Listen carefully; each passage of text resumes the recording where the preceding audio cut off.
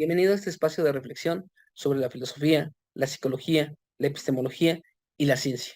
Mi nombre es Pablo Adrián Rivera Juvenal, profe Adrián, y el día de hoy vamos a terminar nuestro bloque 2, parte 2, con uno de los autores más importantes de la filosofía del siglo XX, el cual acuña un concepto que va a pasar al vocabulario común de las personas y tenemos que aclararlo para que no quede como un concepto vago, el cual es paradigma.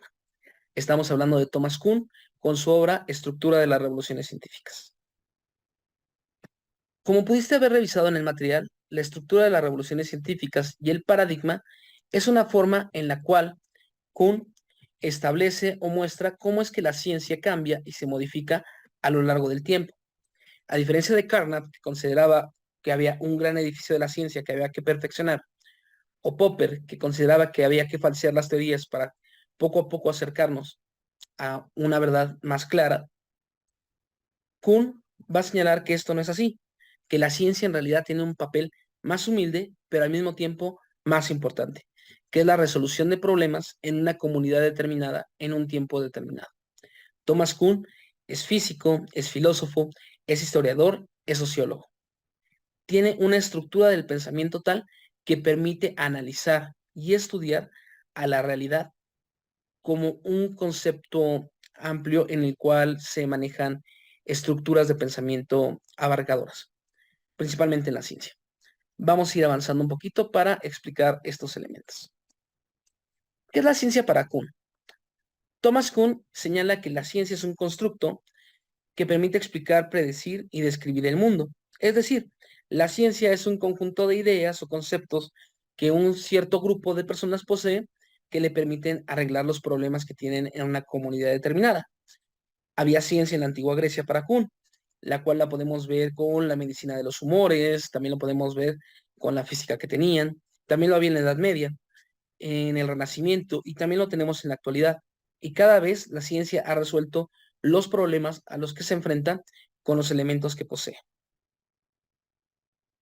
A este momento en el cual una comunidad determinada resuelve los problemas de una forma dada, Kuhn lo llama la ciencia normal. Es decir, todo lo que se enseña y todo lo que domina en un momento dado como pensamiento científico es la ciencia normal. La ventaja de esta ciencia es que permite resolver gran cantidad de problemas que tenemos en el entorno. Pensemos en la física. Las teorías de Newton y de Einstein permiten resolver muchos de los problemas que tenemos para el desenvolvimiento de los cuerpos en el mundo. Y por tanto, los científicos físicos se especializan en estas propuestas y las van mejorando y las van haciendo un poco más precisas cada vez. De igual forma, la teoría de la evolución de Darwin, por medio de la selección natural, aunque sea una teoría, explica ciertos fenómenos y los científicos tratan de demostrar la validez de esta teoría o tratan de perfeccionarla para ver cómo pueden utilizarla.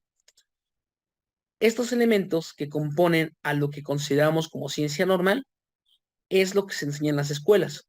Por ejemplo, en tu formación como psicólogo estás recibiendo, según Kuhn, la ciencia normal de la psicología, es decir, las cosas que se consideran en el siglo XX que son necesarias que un psicólogo aprenda, ya que resuelven los problemas más comunes que poseemos. De hecho, si revisas tu plan de estudios, por eso dentro de tu formación tienes también el uso de tecnologías, ya que actualmente son una parte vital para el desarrollo de tu carrera. Este paradigma, el problema que tenemos dentro de la obra Estructura de las Revoluciones Científicas es que se explica o se conceptualiza de múltiples formas, más de 30, 40 formas diferentes en las que Kuhn dice lo que es un paradigma. En la postdata, o sea, en la revisión que hace posterior al texto, Kuhn se percata que es muy vago el concepto y entonces propone un concepto más sencillo y más concreto para entender lo que es un paradigma y lo denomina matriz disciplinar. La matriz disciplinar es el conjunto de elementos que posee una teoría para hacer una teoría científica en un momento dado. ¿Cuáles son los elementos? Tú lo pudiste revisar dentro del material en un cuadrito que estaba por allí que decía matriz disciplinar y tenía como ejemplos. Vamos a explicarlo nuevamente. La matriz disciplinar incluye generalizaciones simbólicas. Es decir, los símbolos que en una comunidad determinada son tomados como válidos para explicar el mundo. En el caso de la física, hay símbolos para la velocidad, la aceleración, el calor, la fuerza. En el caso de las matemáticas, tenemos la suma, la resta, la multiplicación, los teoremas, los postulados. En el caso de la medicina igual, en el caso de la física igual y de la psicología igual. Hay ciertos símbolos o hay ciertos elementos que son compartidos por todos y de esa forma dentro del propio sistema nos podemos entender como un lenguaje compartido. Junto con esto tenemos los presupuestos epistémicos. Un presupuesto epistémico son elementos de la teoría, pero que no son demostrados, solamente se asumen para poder fundamentar y justificar la teoría. Todo conocimiento parte de evidencia física. Es un presupuesto epistémico de la ciencia moderna. Por ejemplo, un hombre medieval, un hombre de la filosofía católica medieval, podría señalar que este presupuesto no es válido, pero porque lo hace desde otro paradigma. Todo elemento estudiado tiene que tener pruebas, tiene que tener evidencias. Nuevamente, partimos de un presupuesto epistémico. O todo cuerpo se compone de células, las células de tejidos, los tejidos hacen órganos y los órganos sistemas y los sistemas organismos. Esta también es una concepción del cuerpo con un presupuesto epistémico. La medicina china, por ejemplo, señalaría que faltarían los canales energéticos por los cuales circula el yin y el yang o la energía del Tao a través de los puntos de acupresión. Pero ese es otro postulado científico de otra tradición y por tanto no es parte de este paradigma. Junto con ellos tenemos los valores. Cada teoría científica va a proponer valores que le van a permitir desempeñarse. Valores comunes a la ciencia son el de precisión, verificabilidad, testabilidad, universalidad, fructividad. Son elementos que toda ciencia tiene que tener. Toda ciencia tiene que ser verificada, tiene que tener la posibilidad de generar nuevas ramas, tiene que ser testeada. Y dentro de la psicología también hay ciertos valores que se van a priorizar, los cuales vas a revisar en los distintos manuales de ética del psicólogo, cómo es el trato humano, cómo es la empatía, cómo es el respeto a la vida digna, sin los cuales no podemos hacer como tal la psicología. Hay experimentos que por la crueldad y el maltrato que supondrían para el ser humano están prohibidos desarrollarlos dentro de la estructura de la enseñanza y la práctica psicológica.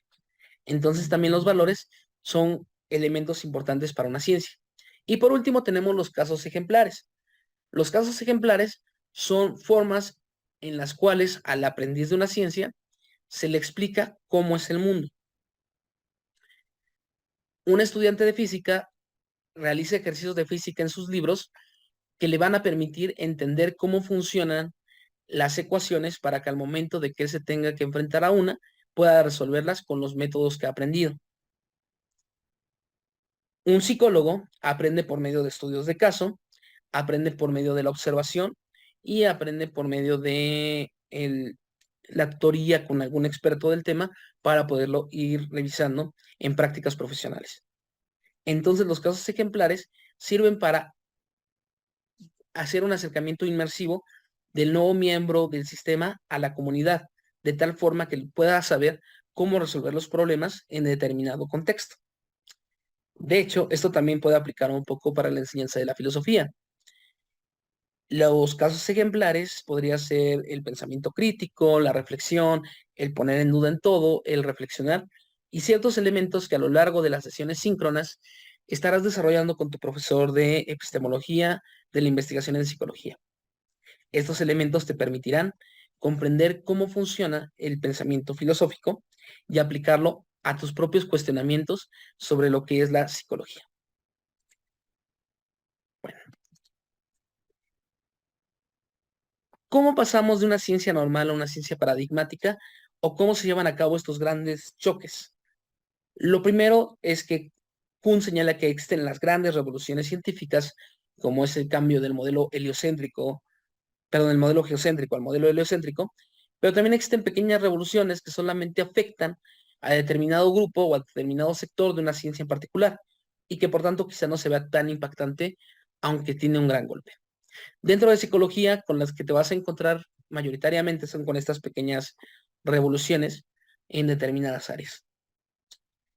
Supongamos que existe un paradigma dominante que permite resolver las problemáticas sobre determinada cuestión. Esto es la ciencia normal. Sin embargo, poco a poco empieza a haber elementos que ya no los puede resolver la ciencia normal.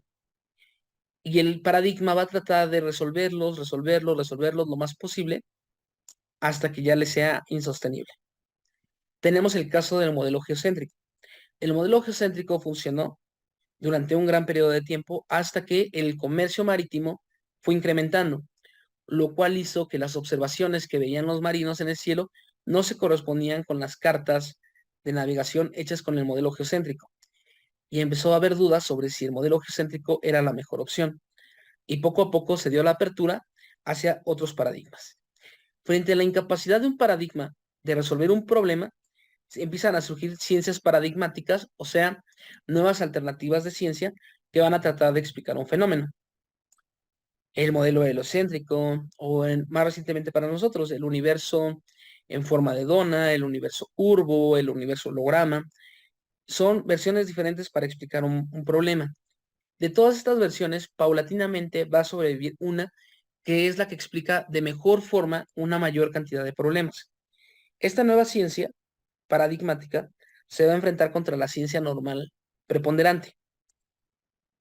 Y los científicos de ambas partes, las propuestas, van a estar luchando para cuál es el correcto o cuál de los dos paradigmas es el más acertado.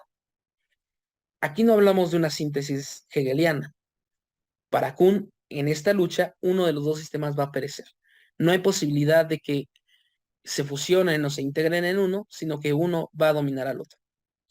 Cuando el nuevo paradigma es el que triunfa, poco a poco va a modificar la historia de la ciencia, la enseñanza, los métodos, para que parezca que hay una continuidad que permitió el desarrollo de la ciencia hasta llegar a sus postulaciones. En este caso, la ciencia dominante, que antes era la ciencia paradigmática, se convierte en la nueva ciencia normal. Y lo que genera es una continuidad del pensamiento, para que los nuevos miembros de la comunidad científica aprendan y comprendan el mundo desde el paradigma dominante. En el caso de la psicología, estamos en un punto muy interesante, porque ¿cuál sería el paradigma dominante? ¿Cuál sería el modelo de ciencia normal que poseemos? ¿Y cuál sería la revolución científica que va por venir? Por una parte tenemos a los conductistas, tenemos a los cognitivistas, tenemos a los estructuralistas, tenemos a la teoría Gestalt, tenemos a la teoría psicodinámica, entre otras opciones, las cuales postulan que pueden resolver o integrar elementos para la comprensión del fenómeno psíquico. Dependiendo en qué postura te encuentres, vas a señalar que es el modelo predominante, vas a comprender y aprender y aplicar las diferentes herramientas, casos ejemplares de estas propuestas en contraposición con las demás. Sin embargo, en el momento en el cual estamos grabando este video, el modelo preponderante en psicología es un modelo ecléctico en el cual están conviviendo cada una de ellas porque nos estamos apoyando en la psicología basada en evidencia a través del CIE-10, perdón, CIE-11 y el DSM-5, y a través de la evidencia observable puedo llegar a conclusiones y me voy a apoyar en eso, sea de la teoría Gestalt, sea de la teoría conductista o sea cognitivista. En algún momento alguna de estas teorías se va a enarbolar como la teoría única, o va a surgir una nueva teoría psicológica que replantee todo lo demás. No lo sé. Serán elementos que iremos viendo con el desarrollo de la psicología. Y tú, como profesional de la psicología, tienes que estar consciente de esto. Una cosa es la ciencia normal psicológica que estás aprendiendo y otra cosa son las múltiples interpretaciones y teorías que están surgiendo día con día. Por tanto, aunque te titules como psicólogo, recuerda prepararte, investigar y estar observando cuáles son los avances últimos en tu campo durante toda tu vida, ya que esto te permitirá estar en la discusión de qué es ciencia y qué no es ciencia, y por tanto ser un psicólogo preparado, actualizado y capacitado para afrontar los desafíos y retos de nuestro mundo. Te deseo un buen día, una buena tarde o una buena noche, dependiendo del momento en el cual estés viendo esta grabación. Hasta luego. Bye bye.